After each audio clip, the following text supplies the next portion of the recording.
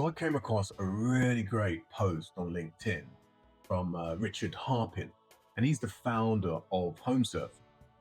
Now, for those of you who don't know who HomeServe are, they were a small business that was focused on repairs in the UK. We're talking about plumbing, heating, and electrics, but they did so well that they actually grew the business to a multi-billion pound international company. And Richard, as the founder, he eventually sold it for over £4 billion. Now, I think that's fantastic for someone who's built a business ground up. So well done, Richard. Well done there. But what he's done in this post, he shared 10 leadership lessons. And honestly, I think these lessons are spot on. They're so simple and they just cut to the truth of what leadership looks like. So what I intend to do is just to to go through these leadership lessons by Richard Harpin. Number one, your mood sets the company's temperature. So if you're stressed, your team's going to feel it. And if you're focused, they'll follow.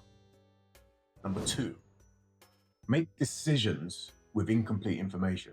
So feel comfortable moving at 80% certainty and then adjust as you go forward. And this one really resonated. I remember a situation where we were hiring someone who was a delivery manager, and we'd done everything right. We defined the role, the attributes, the criteria, created a detailed job description, which was internally approved. It was published, CVs are coming in, they were shortlisted, and there was a multi-layered interview process. Now, the interview team agreed on a person, and even the executive who was hiring agreed they had someone they really liked. But the executive just hesitated, didn't make a decision. He had more than 80% certainty, but didn't pull the trigger. The result was we lost the candidate. The account the candidate was going to look after took a massive hit because of the wait time. So that lesson really stuck for me. Lesson three, hire your replacement before you need to. I don't think you want to be a bottleneck, but very often we do become bottlenecks in our business. Just remember, when you become a bottleneck, the growth in your organization stops, or at least it slows down significantly. Number four, address problems before they become crisis. Today's avoidance is tomorrow's firefight. Five, build trust through small, consistent actions. Trust is earned in little things and not just the grand gestures. Six, delegate the outcomes, not the method.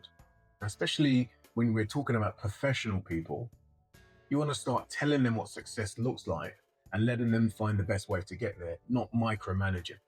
What you tolerate becomes your standard. Silence on poor behavior is louder than any speech about values. And again, I've seen this firsthand. I could tell you so many stories about this, but just rest assured, if you are not talking about what you want, if you are not calling out bad behavior, you're not calling out underperformance, you are co-signing it. And eight, have difficult conversations quickly. Delaying feedback only multiplies the damage.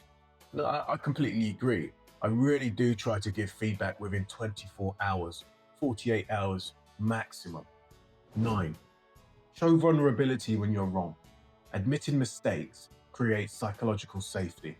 10, invest in your people's growth, not just the business.